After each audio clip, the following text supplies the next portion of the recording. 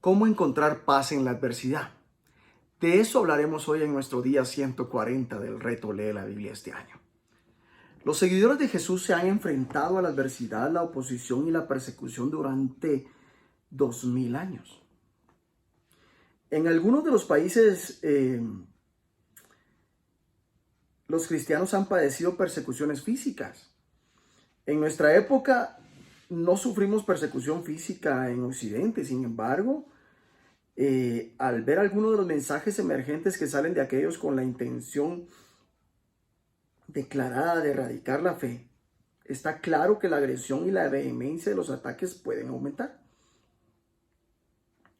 La oposición está por venir. Aquellos que desean vivir piadosamente en Cristo Jesús serán perseguidos. 2 Timoteo 3:12. La oposición proviene tanto de aquellos que están lejos de nosotros, los filisteos en el pasaje del Antiguo Testamento, para hoy, y tristemente, a veces de los más cercanos a casa, los fariseos en el pasaje del Nuevo Testamento. ¿Cómo encuentras paz en la adversidad? Veamos Proverbios 12, versículos 18 al 27. Hay hombres cuyas palabras son como golpes de espada, mas la lengua de los sabios es medicina. El labio veraz permanecerá para siempre, mas la lengua mentirosa solo por un momento. Engaño hay en el corazón de los que piensan el mal, pero alegría en el de los que piensan el bien. Ninguna adversidad acontecerá al justo, mas los impíos serán colmados de males. Los labios mentirosos son abominación a Jehová, pero los que hacen verdad son su contentamiento. El hombre cuerdo encubre su saber, mas el corazón de los necios publica la necedad. La mano de los diligentes señoreará, mas la negligencia será tributaria. La congoja en el corazón del hombre lo abate, mas la buena palabra lo alegra. El justo sirve de guía a su prójimo, mas el camino de los impíos les hace errar. El indolente ni aun asará lo que ha cazado, pero haber precioso del hombre es la diligencia. Proverbios 12 también nos aconseja a promover la paz. El antídoto contra la oposición y el mal es caminar en el espíritu opuesto, ser de aquellos que promueven la paz. El escritor pone en contraste el engaño que hay en el corazón de los que traman el mal, con el gozo para los que promueven la paz. ¿Cómo puedes hacer esto? Trae sanación, promueve la paz con tus palabras. El charlatán hiere con la lengua como con una espada, pero la lengua del sabio brinda alivio. Las palabras son tan poderosas que pueden lastimar profundamente, pero también pueden sanar. Sé sincero. Los labios sinceros permanecen para siempre, pero la lengua mentirosa dura solo un instante. Las palabras veraces no solo son catárticas, sino que también tienen un impacto duradero. Permanecen para siempre. Sé moderado. Los necios hacen pública su necedad, pero los sabios no hacen alarde de sus conocimientos. El conocimiento es como la ropa interior. Es útil tenerla, pero no es necesario mostrarla. El mero hecho de que sepas la respuesta no significa que debes darla. Siempre me impresiona la moderación de los anfitriones y ayudantes de ministerios que predican el evangelio. Sé amable. La angustia abate el corazón del hombre. Dios quiere que disfrutes la vida, que ayudes a los demás, que no te sientas agobiado por la angustia. Una palabra amable lo alegra. Mediante una palabra alentadora puedes transformar el día de una persona o incluso su vida. Busquemos ahora San Juan capítulo 11 y leamos los versículos 45 en adelante. Entonces muchos de los judíos que habían venido para acompañar a María vieron lo que hizo Jesús, creyeron en él. Pero algunos de ellos fueron a los fariseos y les dijeron lo que Jesús había hecho. Entonces los principales sacerdotes y los fariseos reunieron el concilio y dijeron: ¿qué haremos? Porque este hombre hace muchas señales. Si le dejamos así, todos creerán en él, y vendrán los romanos y destruirán nuestro lugar santo y nuestra nación. Entonces Caifás, uno de ellos, sumo sacerdote aquel año, les dijo: vosotros no sabéis nada, ni pensáis que nos conviene que un hombre muera por el pueblo y no que toda la nación perezca. Esto no lo dijo por sí mismo, sino que como era el sumo sacerdote aquel año, profetizó que Jesús había de morir por la nación. Y no solamente por la nación, sino también para congregar en uno a los hijos de Dios que estaban dispersos. Así que desde aquel día acordaron matarle. Por tanto, Jesús ya no andaba abiertamente entre los judíos, sino que se alejó de allí a la región contigua al desierto, a una ciudad llamada Efraín, y se quedó allí con sus discípulos. Y estaba cerca la Pascua de los judíos, y muchos subieron de aquella región a Jerusalén antes de la Pascua para purificarse. Y buscaban a Jesús, y estando ellos en el templo, se preguntaban unos a otros: ¿qué os parece? ¿No vendrá a la fiesta? Y los principales sacerdotes y los fariseos habían dado orden de que si alguno supiese dónde estaba, lo manifestase, para que le prendiesen. San Juan capítulo 12, versículos 1 al 11 dice lo siguiente: 6 días antes de la Pascua vino Jesús a Betania, donde estaba Lázaro, el que había estado muerto y a quien había resucitado de los muertos, y le hicieron allí una cena. Marta servía y Lázaro era uno de los que estaban sentados a la mesa con él. Entonces María tomó una libra de perfume de nardo puro, de mucho precio, y ungió los pies de Jesús y los enjugó con sus cabellos. Y la casa se llenó del olor del perfume. Y dijo uno de sus discípulos, Judas Iscariotes, hijo de Simón, el que le había de entregar: ¿por qué no fue este perfume vendido por 300 denarios y dado a los pobres? Pero dijo esto no porque se cuidara de los pobres, sino porque era ladrón y teniendo la bolsa sustraía de lo que se echaba en ella. Entonces Jesús dijo: déjala, para el día de mi sepultura ha guardado esto, porque a los pobres siempre los tendréis con vosotros, mas a mí no siempre me tendréis. Gran multitud de los judíos supieron entonces que él estaba allí y vinieron, no solamente por causa de Jesús, sino también para ver a Lázaro, a quien había resucitado de los muertos. Pero los principales sacerdotes acordaron dar muerte también a Lázaro, porque a causa de él muchos de los judíos se apartaban y creían en Jesús. Estos dos capítulos de San Juan, 11 y 12, nos dicen claramente: vive en paz. Dios es soberano. Él usa incluso las peores cosas para bien. Lo vemos claramente en la cruz. La peor de todas las maquinaciones de la historia, la tortura y el asesinato del inocente Hijo de Dios, fue usada por Dios para traer la salvación a toda la raza humana. Siendo así, puedes vivir en paz confiando en que Dios usará para bien incluso las peores cosas a las que te enfrentes en la vida. Romanos 8:28. Jesús afrontó las conspiraciones malévolas aparentemente causadas por la envidia, un pecado al que es propensa la gente religiosa. La gente tenía envidia de Jesús porque tenía tantos seguidores y parecía tener más éxito que los líderes religiosos. Por envidia, los jefes de los sacerdotes y los fariseos convocaron a una reunión del consejo. Juan 11:47. El consejo era el tribunal supremo de la nación, comprendía 71 miembros, incluyendo al sumo sacerdote. Los jefes de los sacerdotes eran la mayoría y los fariseos una minoría influyente. Ellos preguntaron: ¿qué vamos a hacer? Fue una muy buena pregunta. Tenía envidia de la popularidad de Jesús y conspiraron para quitarle la vida.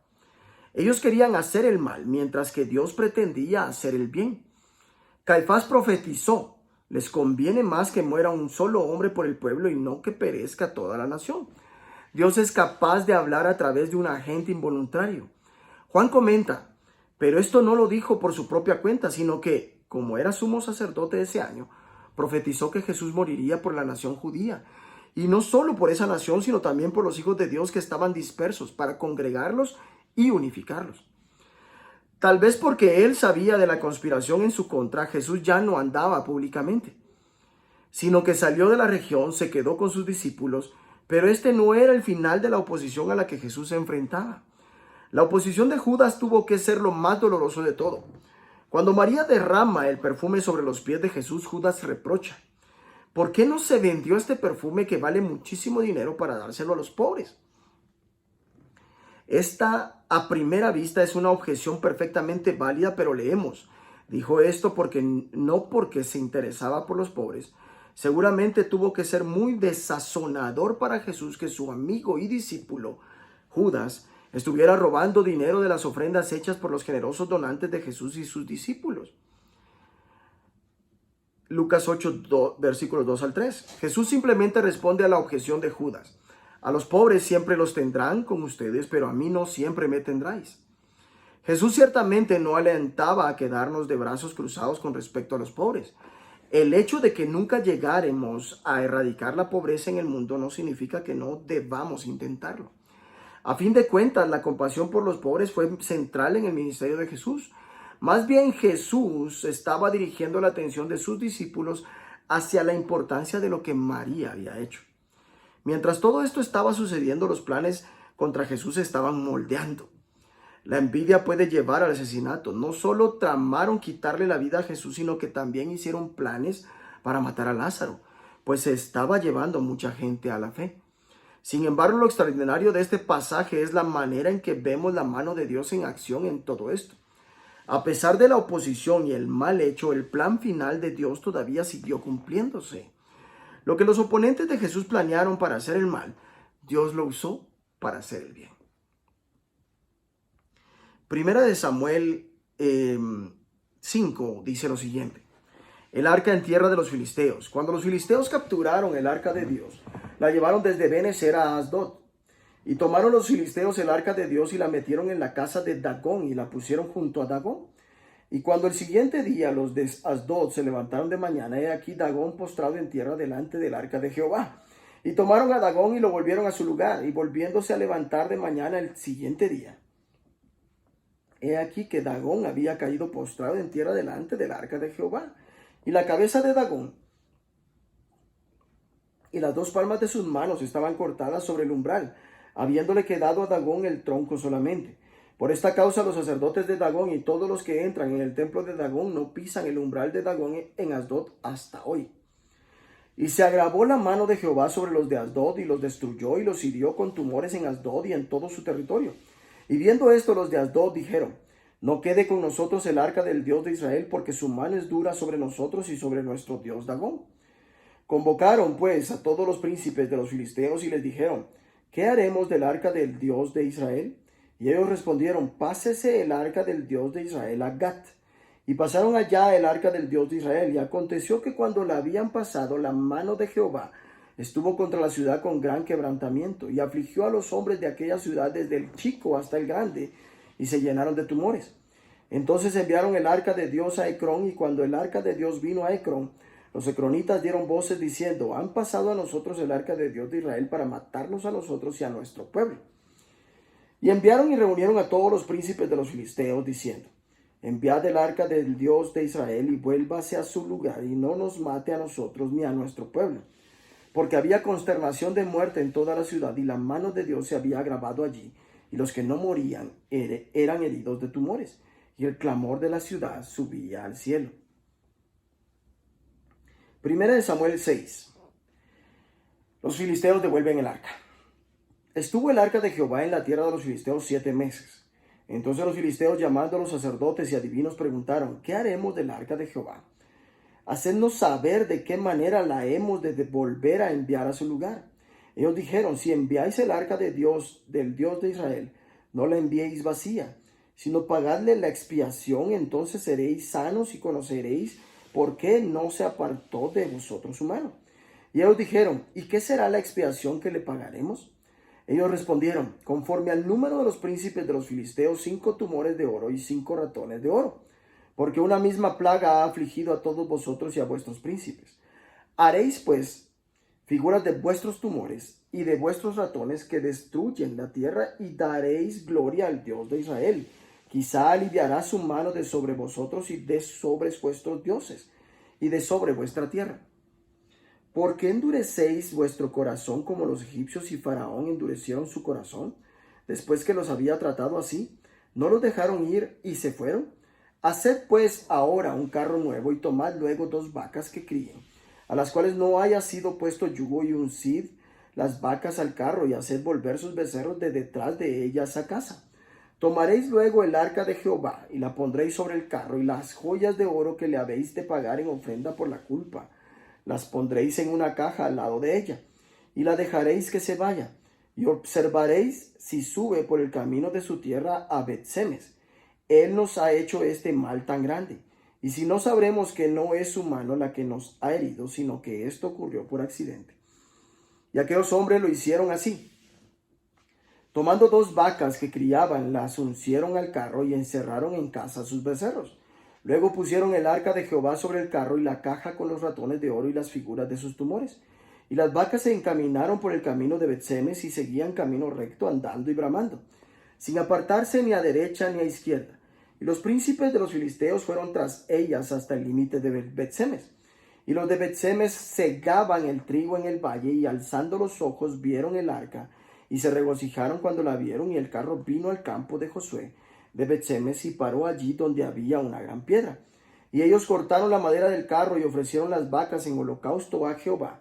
Y los levitas bajaron el arca de Jehová y la caja que estaba junto a ella, en la cual estaban las joyas de oro, y las pusieron sobre aquella gran piedra. Y los hombres de Bet-Semes sacrificaron holocaustos y dedicaron sacrificios a Jehová en aquel día. Cuando vieron esto, los 5 príncipes de los filisteos volvieron a Ecrón el mismo día. Estos fueron los tumores de oro que pagaron los filisteos en expiación a Jehová: por Asdod 1, por Gaza 1, por Ascalón 1, por Gat 1, por Ecrón 1. Y los ratones de oro fueron conforme al número de todas las ciudades de los filisteos, perteneciente a los 5 príncipes, así las ciudades fortificadas, como las aldeas sin muro. La gran piedra sobre la cual pusieron el arca de Jehová está en el campo de Josué de Bet-Semes hasta hoy. Entonces Dios hizo morir a los hombres de Bet-Semes, porque habían mirado dentro del arca de Jehová. Hizo morir del pueblo a 50,070 hombres. Y lloró el pueblo porque Jehová lo había herido con tan gran mortandad. Y dijeron los de Bet-Semes: ¿quién podrá estar delante de Jehová el Dios Santo? ¿A quién subirá desde nosotros? Y enviaron mensajeros a los habitantes de Kiriat Jearim, diciendo: los filisteos han devuelto el arca de Jehová, descended pues y llevadla a vosotros. Primera de Samuel 7.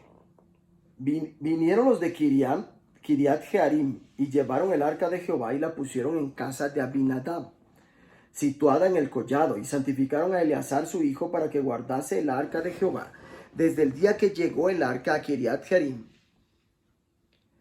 Pasaron muchos días, 20 años, y toda la casa de Israel lamentaba en pos de Jehová. Samuel, juez de Israel. Habló Samuel a toda la casa de Israel diciendo: si de todo vuestro corazón os volvéis a Jehová, quitad los dioses ajenos y a Astarot de entre vosotros, y preparad vuestro corazón a Jehová, y solo a él servid, y os librará de la mano de los filisteos. Entonces los hijos de Israel quitaron a los Baales y a Astarot, y sirvieron solo a Jehová. Y Samuel dijo: reunid a todo Israel en Mizpa, y yo oraré por vosotros a Jehová. Y se reunieron en Mizpa y sacaron agua y la derramaron delante de Jehová, y ayunaron aquel día y dijeron allí: contra Jehová hemos pecado. Y juzgó Samuel a los hijos de Israel en Mizpa. Cuando oyeron los filisteos que los hijos de Israel estaban reunidos en Mizpa, subieron los príncipes de los filisteos contra Israel. Y al oír esto, los hijos de Israel tuvieron temor de los filisteos. Entonces dijeron los hijos de Israel a Samuel: no ceses de clamar por nosotros a Jehová nuestro Dios, para que nos guarde de la mano de los filisteos. Y Samuel tomó un cordero de leche y lo sacrificó entero en holocausto a Jehová. Y clamó Samuel a Jehová por Israel, y Jehová le oyó. Y aconteció que mientras Samuel sacrificaba el holocausto, los filisteos llegaron para pelear con los hijos de Israel. Mas Jehová tronó aquel día con gran estruendo sobre los filisteos y los atemorizó, y fueron vencidos delante de Israel. Y saliendo los hijos de Israel de Mizpa, siguieron a los filisteos, hiriéndolos abajo de Bet-Car. Tomó luego Samuel una piedra y la puso entre Mizpa y Sen, y le puso por nombre Ebenezer, diciendo: hasta aquí nos ayudó Jehová. Así fueron sometidos los filisteos y no volvieron más a entrar en el territorio de Israel. Y la mano de Jehová estuvo contra los filisteos todos los días de Samuel. Y fueron restituidas a los hijos de Israel las ciudades que los filisteos habían tomado a los israelitas desde Ecrón hasta Gat. E Israel libró su territorio de mano de los filisteos. Y hubo paz entre Israel y el amorreo. Y juzgó Samuel a Israel todo el tiempo que vivió, y todos los años iba y daba vuelta a Betel, a Gilgal y a Mizpa. Y juzgaba a Israel en todos estos lugares. Después volvía a Ramá, porque allí estaba su casa, y allí juzgaba a Israel, y edificó allí un altar a Jehová. Estos 3 capítulos de Primera de Samuel nos hablan claramente acerca de orar pidiendo paz. Dios nunca olvida una sola oración que hayas hecho. Aunque tú la puedas olvidar, pueden sucederte cosas hoy que sean resultado de oraciones que hiciste hace años y ya las has olvidado. Pero Dios todavía está trabajando en ellas en su tiempo. Sigue acumulando oraciones. La oración perseverante siempre triunfa. En el Antiguo Testamento, el arca de Dios era el lugar donde Dios estaba supremamente presente. Y era el lugar de la gloria de Dios. Ayer leíamos, se han llevado la gloria de Israel. El arca de Dios ha sido capturada. A veces tenemos que esperar mucho tiempo para que el Señor actúe y responda a nuestras oraciones. Durante mucho tiempo pasaron 20 años y todo el pueblo de Israel buscaba con ansiedad al Señor. Cuando oramos durante una semana creemos que hemos orado durante mucho tiempo, pero ellos oraron durante 20 años por su país antes de que Dios actuara. El camino de la liberación a menudo comienza cuando volvemos al Señor con todo nuestro corazón. Samuel dijo: si ustedes desean volverse al Señor de todo corazón, desháganse de los dioses extranjeros y de las imágenes de Astarte. Dedíquense totalmente a servir solo al Señor, y Él lo librará del poder de los filisteos. Así que los israelitas echaron fuera a los ídolos de Baal y a las imágenes de Astarte y sirvieron solo al Señor. Lo primero que debes hacer en tu vida cuando estás buscando la presencia y ayuda de Dios es quitar cualquier cosa que esté distrayendo tu atención y enfoque lejos de Dios. Después de regresar al Señor fue necesario un periodo de confesión y arrepentimiento que se manifestó mediante su ayuno. También ayunaron durante el día y públicamente confesaron: hemos pecado contra el Señor. Finalmente fue la intercesión de Samuel y la persistencia en la oración durante 20 años lo que trajo al pueblo de Dios la victoria. Samuel dijo: yo rogaré al Señor por ustedes. Ellos le pidieron: no ceses de clamar por nosotros al Señor nuestro Dios para que nos guarde de la mano de los filisteos. Samuel clamó al Señor en favor de Israel y el Señor le respondió. Reconocían que era una respuesta asombrosa a la oración. El Señor no ha dejado de ayudarnos. Fueron liberados del poder de los filisteos y hubo paz en la tierra. Pero al día siguiente, cuando se levantaron, Samuel 5:4, pero al día siguiente, cuando se levantaron, volvieron a encontrar la estatua tirada en el suelo boca abajo. Frente al arca del Señor, sobre el umbral, estaban su cabeza y sus 2 manos separadas del tronco. ¿Se recuerdan eso que leímos? Cuando la presencia del Señor está en un lugar, el poder de Dios es liberado y los falsos ídolos acaban rotos en el suelo. Señor, me entrego otra vez para servirte a ti solamente. Perdona mis pecados y los pecados de tu pueblo. Clamo a ti pidiéndote liberación y paz. Oro para que veamos a mucha gente en esta tierra poniendo su fe en Jesús.